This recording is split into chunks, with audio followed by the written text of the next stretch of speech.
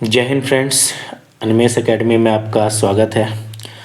दोस्तों, आज मेरा डीवी था और 68 का जो डीवी था वो मेरा सक्सेसफुली कंप्लीट हो गया। मैंने अपना डॉक्यूमेंट वेरिफिकेशन करा लिया और मैंने रिसीविंग पा लिया। तो दोस्तों, आज डीवी के दौरान बहुत से लोगों को बहुत सी परेशानियां हुई। तो आज उन परेशानियों पे बात करते हैं कि आखिर क्या क्या प्रॉब्लम्स लोगों को आ सकती है। कल भी 6 to 8 का है, उसके बाद 9 to 10 का होगा, उसके बाद 11 to 12 का डॉक्यूमेंट वेरिफिकेशन होने वाला है।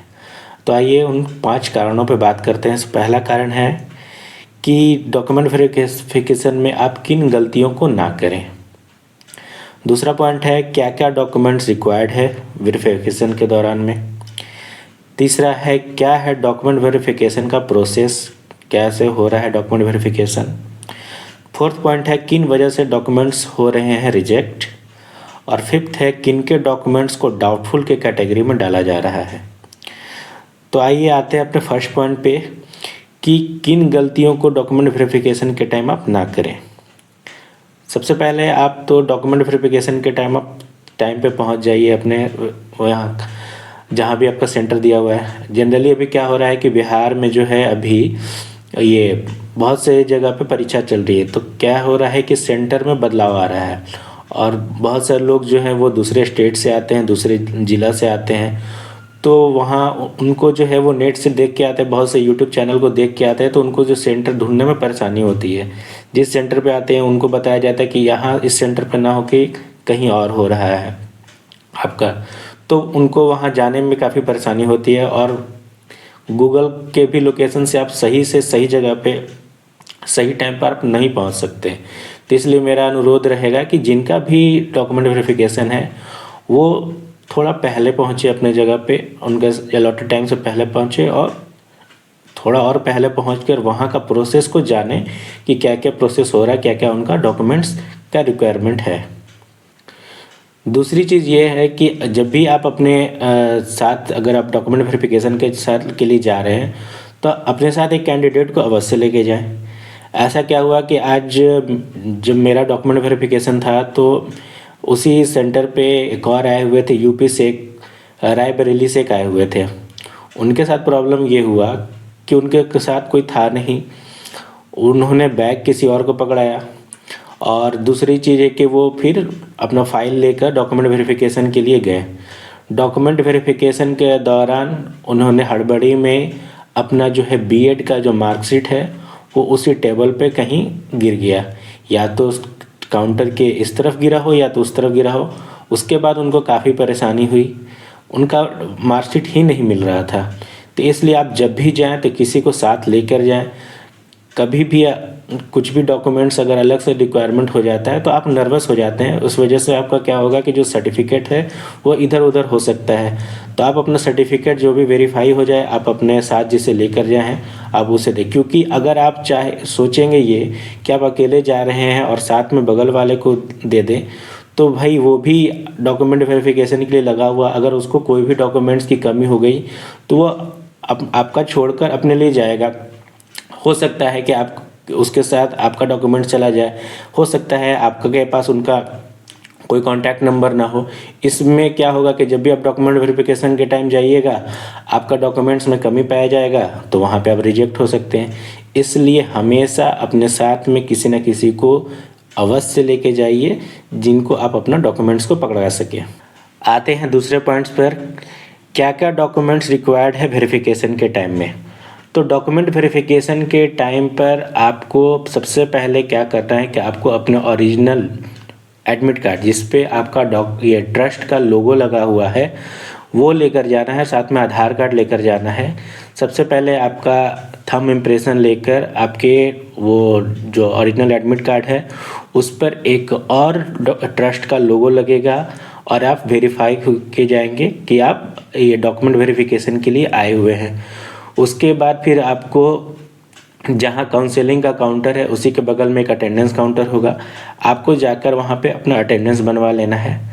और अटेंडेंस बनवाने के बाद ही आप जिस भी काउंटर आपको उसी के टाइम जब आपका थंब ये फिंगरप्रिंट लिया जाएगा उसी टाइम आपको बता दिया जाएगा कि आपको कौन सा काउंटर अलॉट किया गया है। आप ये अटेंडेंस बनवाकर आप अपने अलॉटेड काउंटर के पास आ जाएंगे। रिक्वायर्ड डॉक्यूमेंट्स में क्या क्या चाहिए? रिक्वायर्ड डॉक्यूमेंट्स में सबसे पहले आपके पास फ़ोल्डर फाइल होना चाहिए। फ़ोल्डर फाइल मतलब जो गत्ते वाली फाइल होती है, जो एक तरफ चारों तरफ से बंद होती है, दो इधर से बंद होती है, दो इधर से बंद होने के बाद वो धागे से बांध दिया जाता है, वो होना चाहिए। उसके ऊपर आपका जो है ये एप्लीकेशन नंबर, नाम, रोल नंबर, आपका एड्रेस, आप किस पोस्ट के लिए डॉक्यूमेंट वेरिफिकेशन करने आए, वो सारा कुछ, मोबाइल नंबर होना चाहिए, क्योंकि फाइल पे आपका मोबाइल नंबर होना बहुत ज़रूरी है, आपका आधार नंबर होना बहुत ज़रूरी है कि अगर आपका डॉक्यूमेंट्स कुछ भी गड़बड़ होता है तो आपको सीधा कॉल कर लिया जाएगा आपके डॉक्यूमेंट्स ना मिलने पे।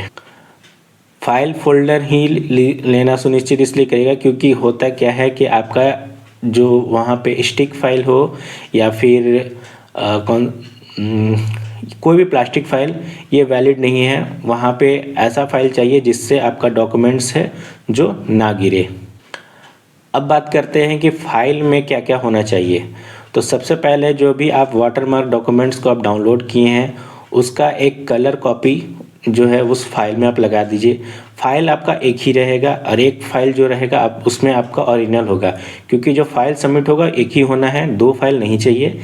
तो सबसे पहले क्या करिए, जितना भी आपका वाटरमार्क है उसको आप एक फाइल में लगा के पिनअप कर लीजिए। उसके बाद साथ में उसमें आप अपने 10th का मार्कशीट सर्टिफिकेट, इंटर का मार्कशीट सर्टिफिकेट, ग्रेजुएशन का मार्कशीट सर्टिफिकेट लगा लीजिए। अगर जिनका 11-12 का काउंसलिंग है तो वो अपने पीजी का मार्कशीट सर्टिफिकेट लगा लेंगे। उसके बाद बीएड का मार्कशीट सर्टिफिकेट लगेगा, सीटेट का मार्कशीट सर्टिफिकेट, क्योंकि आप डिजी लॉकर पर जाइएगा तो आपका मार्कशीट अलग है और सर्टिफिकेट अलग है, तो आप दोनों रख लीजिएगा, दोनों ओरिजिनल होने चाहिए। आपके ओरिजिनल वाले में भी होना चाहिए और ये फोल्डर वाले फाइल में आपका इसका जेरोक्स होना चाहिए। स्टेट का मार्कशीट सर्टिफिकेट होना चाहिए।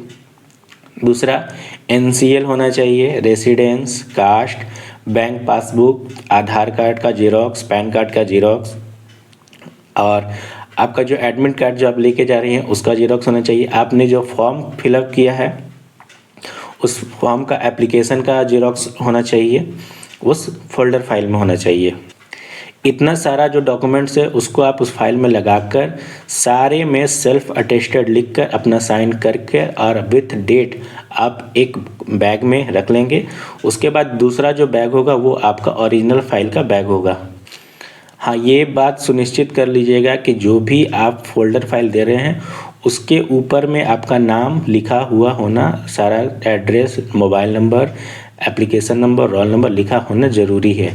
दूसरा कि आपका जो आप दे रहे हैं उसमें सेल्फ अटेस्टेड किया हुआ ज़रूरी है। साथ ही उसमें 3 आपका ये फ़ोटो भी लगेगा, वही फ़ोटो जो आपने एप्लीकेशन भरते समय दिया था आप वही फ़ोटो लगाइए, क्योंकि अगर आप लेटेस्ट फ़ोटो लगाते हैं तो आपको परेशानी का सामना करना पड़ सकता है। ऐसे बीपीएससी में जब आप फॉर्म फिलअप किए थे उस टाइम भी ये मेंशन किया गया था कि आप वही फ़ोटो लगाइएगा और आगे भी वही फ़ोटो प्रोवाइड करिएगा जो आपने फॉर्म भरने के टाइम में दिया था। अब आते हैं थर्ड पॉइंट पर कि क्या है प्रोसेस। तो ये सारे डॉक्यूमेंट्स रखने के बाद आपका जो अटेंडेंस हो गया, अटेंडेंस होने के बाद आप जिस काउंटर पर जाइएगा तो उस काउंटर पर जाने के बाद आप अपना ओरिजिनल डॉक्यूमेंट में से ओरिजिनल एडमिट कार्ड निकालिएगा और आधार कार्ड को निकालिएगा। आधार कार्ड और ओरिजिनल एडमिट कार्ड को ले जाकर आप काउंसलर को देंगे। काउंसलर जो है उसमें रजिस्टर्ड नंबर पे आपके पास ओटीपी आएगा। वो ओटीपी प्रोवाइड करने के बाद ही आपका एप्लीकेशन खुलेगा, तभी आपके डॉक्यूमेंट वेरिफिकेशन का प्रोसेस जो है वो स्टार्ट होगा। आपसे वो फोल्डर फाइल को ले लिया जाएगा, साथ ही साथ जितने भी ओरिजिनल डॉक्यूमेंट्स हैं उनको लेंगे। उसके बाद उसको वो वेरीफाई करेंगे। सारा कुछ अगर वेरिफिकेशन सक्सेसफुल होता है तब फिर आपको वो 2 स्लिप देंगे। 2 स्लिप पर आपको साइन करना है, डेट देना है। डेट ये साइन करने के बाद आप फिर से उनको आप सबमिट कर देंगे। उस ये स्लिप में आपका साइन होगा, क्लर्क का साइन होगा जिन्होंने आपको वेरीफाई किया, साथ ही डीपीओ या फिर डीओ का साइन होगा। उसके बाद ये तीनों का साइन होने के बाद ही आपको एक कॉपी रिसीविंग दिया जाएगा कि हाँ आपका डॉक्यूमेंट वेरिफिकेशन हो चुका, सक्सेसफुल हो चुका है। किन वजह से डॉक्यूमेंट हो रहे हैं रिजेक्ट। आप चौथा पॉइंट है किन वजह से डॉक्यूमेंट हो रहे हैं रिजेक्ट।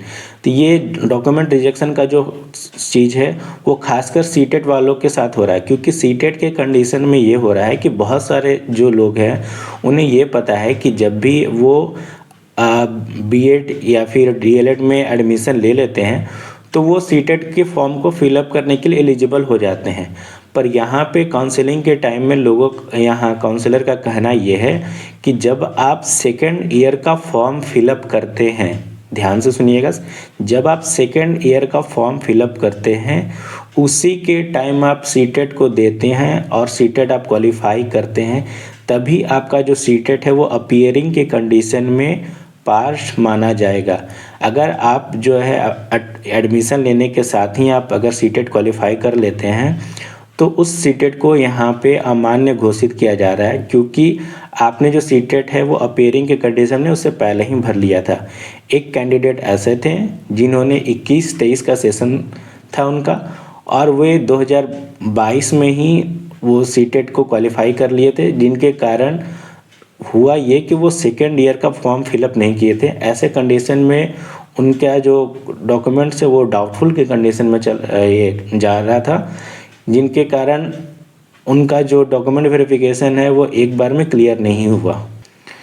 तो आप ये ध्यान दीजिएगा कि अगर आप जैसे एस्टेट के कंडीशन में क्या है कि एस्टेट का फॉर्म भरने के लिए आपका बीएड का फाइनल ईयर का मार्कशीट होना ज़रूरी है। एस्टेट वालों के लिए अपीयरिंग को मौका दिया ही नहीं गया है। ये प्रॉब्लम सिर्फ हो रहा है तो सीटेट वालों के साथ ही हो रहा है, क्योंकि उन्हें क्या हुआ है कि वो अपीयरिंग में फॉर्म भर रहे हैं, वो पहले क्वालिफाई कर रहे हैं, इसी कंडीशन में वो डाउटफुल के कंडीशन में जा रहे हैं या फिर रिजेक्शन लिस्ट में जा रहे हैं।